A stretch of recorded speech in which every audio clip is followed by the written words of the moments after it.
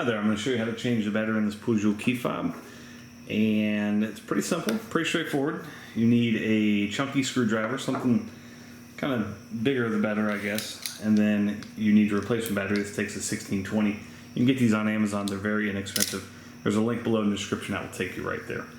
Alright, so on this fob, on this end, there's a big gap right here. You just kind of want to work that side to side. Now there's kind of two different versions of this. One, the battery's on the other side of the circuit board, and this one, it's out in the open. So just go ahead and take your screwdriver, take that out. That's that 1620. Okay, and this says here plus side down. Put your new battery in like that. Put that back on, give it a good squeeze, and you're all set. Thank you so much for watching. Make sure you hit that thumbs up button.